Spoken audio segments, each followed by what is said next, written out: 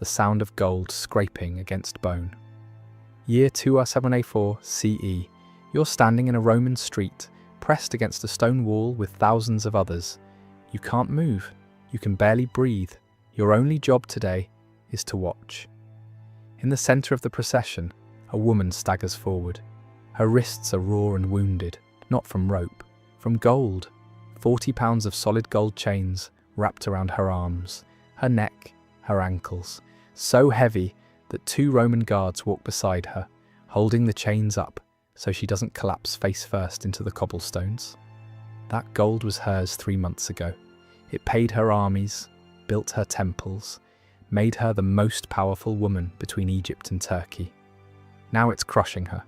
Zenobia of Palmyra, the Queen of the East, the woman who humiliated 3 Roman emperors and ruled an empire of 70,000 soldiers, now shuffling through Rome like a captive on display. The crowd screams, rotten fruit explodes against her chest, someone's spit lands on her face, and she can't wipe it because her hands are pinned down by her own stolen wealth. A child points and laughs. His mother lifts him higher so he can see better. But here's what you can't see from the street. Inside Zenobia's mind, a single thought repeats with every step. A prayer she's been whispering since dawn. Not the prayer you'd expect, not save me, not give me strength, just 3 words. Let it be the villa. Because she knows the 2 doors waiting at the end of this road. One leads to a comfortable prison where she'll live out her days as a Roman trophy. The other leads to a dark hole carved into the Capitoline Hill where Rome ends its enemies in the dark and makes sure nothing remains. 4 kilometers of not knowing which door has her name on it. 4 kilometers of smiling Romans deciding whether she lives or dies. 4 kilometers of praying to gods who have never answered. This is what Rome did to captured queens. Not just Zenobia, not just once. This was a system, perfected over 700 years, designed to break the most powerful women in the ancient world. And Zenobia, she was one of the lucky ones. The others suffered fates that made execution look like mercy. If this story grips you, drop a like. It takes a second and helps us pull more voices out of the silence. But before you understand what happened to the queens who weren't lucky, you need to understand what a Roman triumph actually was. Forget everything you've seen in movies. The real thing was worse. When a Roman general won a major war, the Senate could grant him a triumph, the highest honor in Roman society. A massive parade through the heart of the city, celebrating his victory. But this wasn't just a parade. It was psychological warfare disguised as a party. The procession started at the Field of Mars, outside the city walls. It wound through the streets for nearly 4 kilometers, ending at the Temple of Jupiter on the Capitoline Hill. The entire city shut down. Over 1 million people lined the route. Shops closed, courts adjourned, even slaves got the day off, so they could watch other slaves being paraded in chains. Here's how the procession worked, and I want you to imagine yourself as a captured queen watching this approach.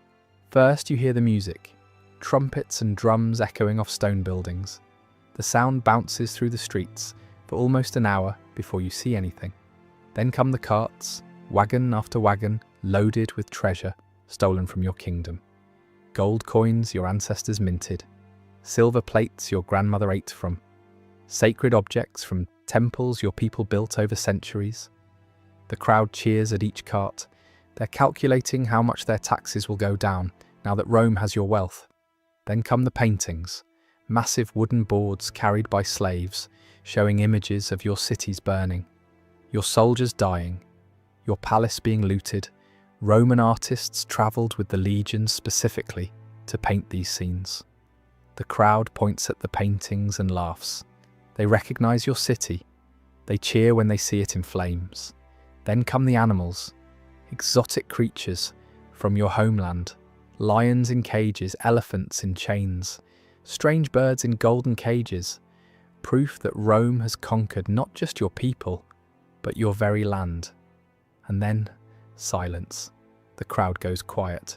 The drumbeat slows, because now come the prisoners.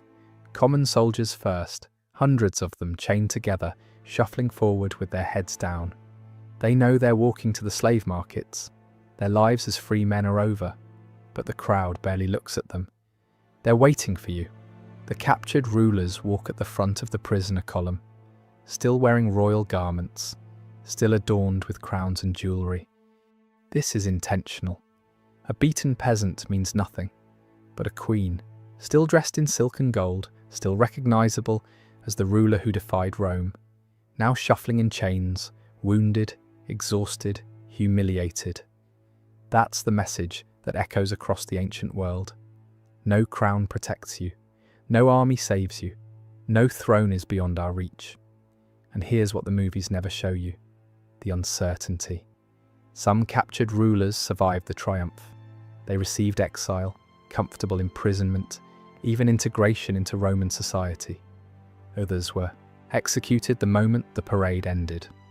Removed in an underground prison called the Tullianum while the celebration continued above them, and never seen again, their names erased from history. You never knew which fate awaited you until you reached the end of that 4-kilometre walk. That uncertainty was part of the torture. For captured queens, the calculation was even more complicated. A dead queen became a name erased, a trophy, forgotten in a week. But a living queen, broken, humiliated, visible for years as a reminder of Roman power, that was worth more than any execution, unless she was too dangerous to keep alive. The decision rested entirely with the emperor. And you wouldn't know his choice until a guard either handed you the keys to a villa or carried out the sentence. In 60 CE, on a cold island at the edge of the known world, a queen discovered exactly how little her crown was worth to Rome. Her name was Boudica, and her story is one of the most brutal in Roman history. She was queen of the Iceni, a Celtic tribe in what is now eastern England. Her husband, King Prasutagus, had spent his entire reign trying to keep peace with Rome. He paid their taxes, he followed their laws. He even left half his kingdom to Emperor Nero in his will, a desperate attempt to protect his family after his death. The other half he left to his 2 daughters. It was a reasonable plan, a compromise that should have satisfied everyone. Rome ignored it completely. Within days of Prasutagus' death, imperial officials arrived with soldiers. They announced that the entire kingdom now belonged to Rome. The will meant nothing. The alliance meant nothing. Decades of loyalty meant nothing. They began seizing everything. Iceni nobles were dragged from their homes in the middle of the night. Estates that had belonged to families for generations were confiscated before dawn. Relatives of the dead king were chained and marched into bondage while their children watched. Boudica protested. She was the queen. Her husband had been a Roman ally. There were treaties, there were laws. She demanded to speak with the procurator, a man named Catus Decianus. He agreed to meet with her. What happened next was recorded by the Roman historian Tacitus, whose father-in-law served in Britain during this period. Tacitus doesn't hide what happened. He doesn't soften it. He describes it with the kind of direct horror that tells you even Romans were disturbed by what their officials did. Boudica was seized by soldiers in front of her own people. They humiliated her in the public square. The queen, who had ruled beside her husband for decades, degraded before her subjects. They tied her to a post, and they flogged her. A Roman flogging wasn't like being hit with a belt. They used a fulgrum, a whip with multiple leather strips embedded with metal balls and fragments of sheep bone. Each strike tore flesh from muscle.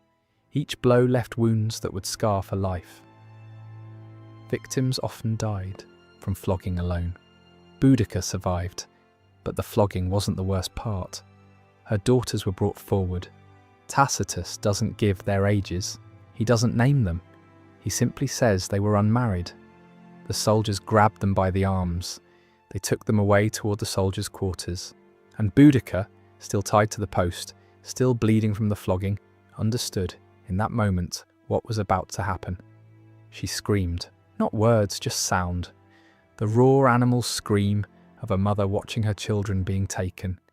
She pulled against the ropes until her wrists bled, tried to tear herself free, begged in a language the Romans didn't understand and wouldn't have cared about if they did. The soldiers laughed. Tacitus says they were handed over to the soldiers. He doesn't describe what happened next. He didn't need to. Every Roman reading his account understood exactly what that phrase meant. What was done to them was done deliberately, not in private, not in secret, in front of the Iceni people, in front of their mother, still bleeding from the flogging, still tied to the post, made to watch helplessly from where she stood because closing her eyes meant abandoning them. This was the message. This was what happened to anyone who questioned Rome. Your queen is nothing. Your princesses are nothing. Your entire tribe is nothing. Catuus Decianus expected the Iceni to submit after this display. He expected them to be too terrified, too broken to resist. He was catastrophically wrong. Within weeks, Boudicca raised an army. Not just the Iceni. Word of what happened to the royal family spread across Britain like wildfire. Tribes who had tolerated Roman rule for decades suddenly saw their own daughters in those princesses, their own wives in that flogged queen. They came by the thousands, then the tens of thousands. Boudicca led them first to Camulodunum, the Roman capital of Britain. The city had no walls. The veterans who lived there had grown soft and complacent, convinced their conquered subjects would never dare to rise. The Iceni burned it to the ground. They left no one untouched, men, women, children, slaves, anyone with a connection to Rome. They didn't take prisoners. They didn't ask for surrender. This wasn't conquest. This was revenge. Londinium was next, the largest trading city in Britain. The Romans tried to evacuate, but thousands were left behind. Boudicca's army showed no mercy. Archaeologists have found a layer of burned debris across London, dating to exactly this period, a red line of destruction that marks how completely the city was razed. Tacitus claims the final death toll was 70,000 Romans and Roman allies. Other sources put it even higher, and through it all Boudicca led from the front, riding a chariot, her daughters beside her, the same daughters who had been wronged in the public square, now watching Roman cities burn. Tacitus preserved a speech he attributed to her before the final battle. Standing before her army, she declared that she came not as a queen fighting for her kingdom. She came as a mother, avenging what had been done to her daughters. The final battle came at a location